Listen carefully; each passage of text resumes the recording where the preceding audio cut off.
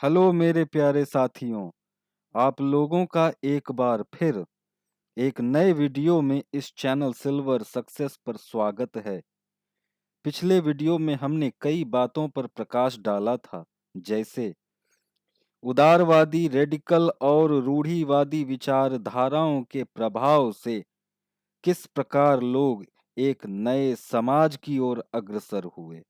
दूसरी बात जो हमने समझी थी वो थी उद्योगों के विकास ने किस प्रकार वहां के समाज पर अपनी प्रभावशाली छाप छोड़ी थी।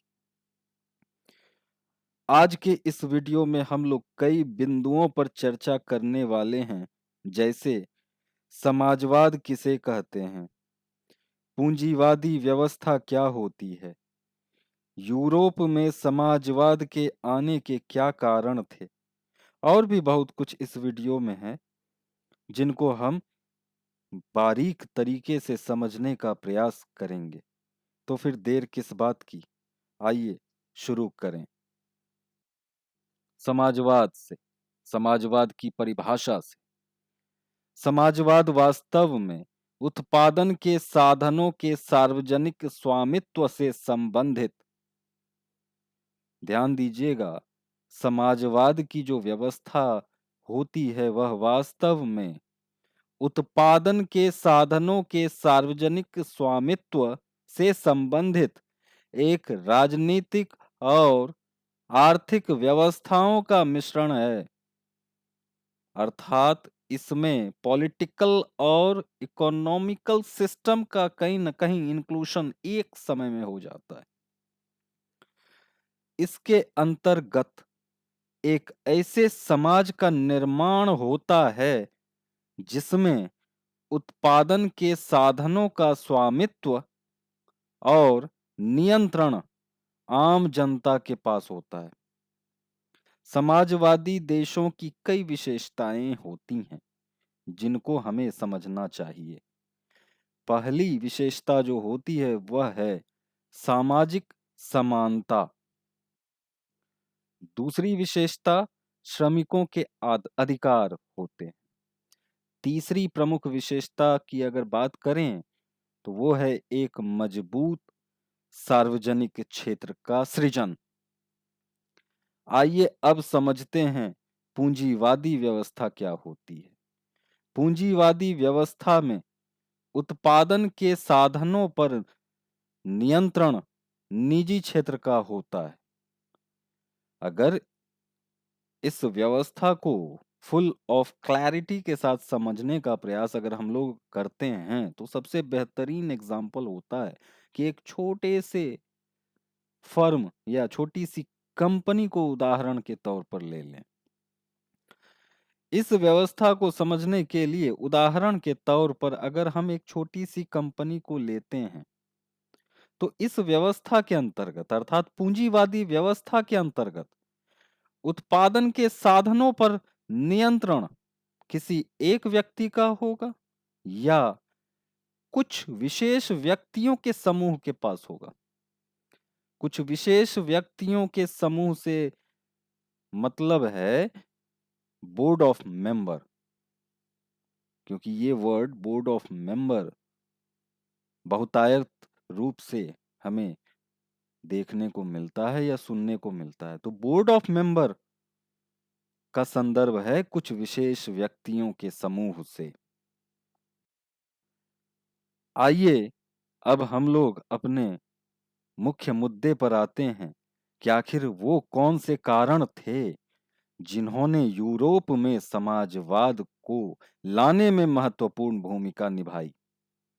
ज्ञातव्य हो कि 19वीं सदी का मतलब होता है 1801 ईस्वी से लेकर 1899 ईस्वी का काल। बहरहाल 19वीं सदी के मध्य तक यूरोप में समाजवाद की विचारधारा काफी हद तक प्रसारित हो चुकी थी। कई कारणों ने इस विचारधारा के प्रसार में तेजी लाई। जैसे इस विचारधारा को मानने वाले लोग निजी स्वामित्व के विरोधी हुआ करते थे। इनका मानना था कि संपत्ति के निजी स्वामित्व की व्यवस्था ही सारी समस्याओं का कारण है। इनके अनुसार अर्थात इस तरह की विचारधारा, समाजवाद की विचारधारा को मानने वाले लोगों के अनुसार बहुत सारे लोगों के पास संपत्ति है, जो एक अच्छी बात है। इस संपत्ति के केंद्रण के कारण भी कई लोगों को रोजगार मिलता है, ये भी बहुत सही है। लेकिन इसके जड़ में 2 प्रकार की मूल समस्याएं होती हैं। वो क्या हैं? पहली समस्या जो होती है, वो होती है कि संपत्ति धारक सिर्फ अपने फायदे के बारे में सोचते हैं।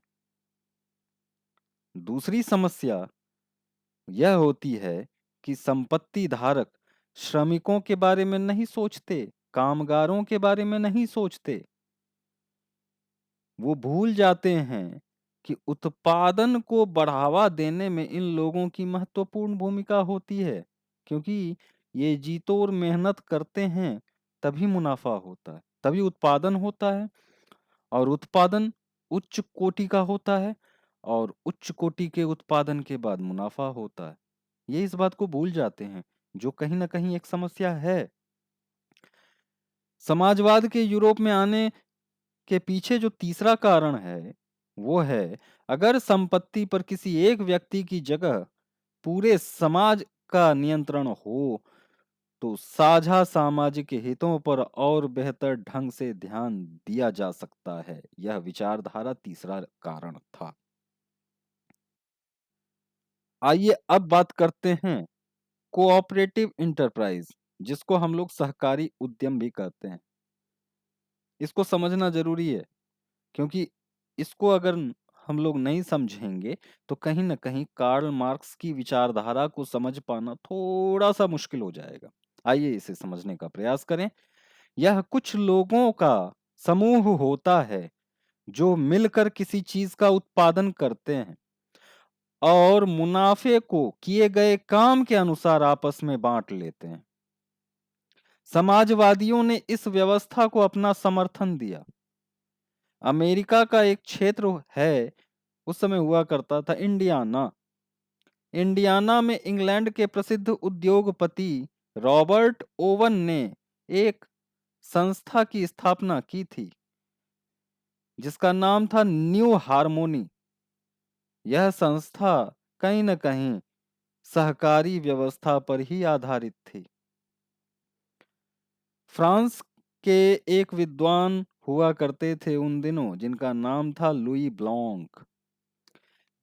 लुई ब्लॉन्क चाहते थे कि सरकार पूंजीवादी व्यवस्था की जगह इस प्रकार के सामूहिक प्रयासों वाली सहकारी व्यवस्था को बढ़ावा दे। आइए अब समझते हैं कार्ल मार्क्स की विचारधारा को। इतिहास में कार्ल मार्क्स की विचारधारा का एक अलग स्थान है, जिसको कहीं न कहीं हर व्यक्ति को समझना चाहिए। आइए उसे समझने का प्रयास करें। यद्यपि फैक्ट्रियों में पूंजीपति पैसा खर्च करते हैं, उनको मुनाफा भी होता है, लेकिन हमें यह बात नहीं भूलनी चाहिए कि यह लाभ कहीं न कहीं मजदूरों की मेहनत से उत्पन्न होता है। मजदूरों की नुकसान वाली स्थिति तब तक नहीं बदल सकती जब तक निजी स्वामित्व वाली यह व्यवस्था समाप्त नहीं हो जाती। नुकसान वाली स्थिति का तात्पर्य है कि पूंजीपति पूंजीपत पूंजीवादी व्यवस्था के अंतर्गत काम करते थे, अर्थात उत्पादन के सभी साधनों पर उनका नियंत्रण हुआ करता था। इसके अतिरिक्त जितने भी क्रियाकलाप होते थे, वो कहीं न कहीं आर्थिक लाभ के लिए हुआ करते थे, और लाभ का एक बड़ा हिस्सा पूंजीपति अपने पास रख लिया करते थे, और एक छोटे से भाग को मजदूरों को उनकी मजदूरी के रूप में दिया करते थे, जो कहीं न कहीं मजदूरों को नुकसान पहुंचा रहा था। इसलिए यहाँ कहा गया है कि मजदूरों की नुकसान वाली स्थिति तब तक नहीं बदल सकती जब तक निजी स्वामित्व वाली यह व्यवस्था समाप्त नहीं हो जाती।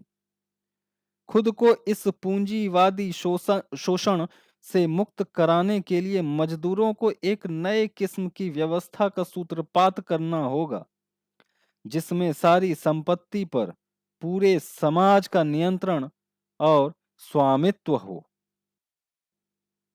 आज के वीडियो में बस इतना ही। अगर आपको यह वीडियो पसंद आया तो चैनल को सब्सक्राइब करना ना भूलें। हर बार की तरह अगले वीडियो में हम लोग फिर से कुछ नया सीखने का प्रयास करेंगे। तब तक के लिए धन्यवाद।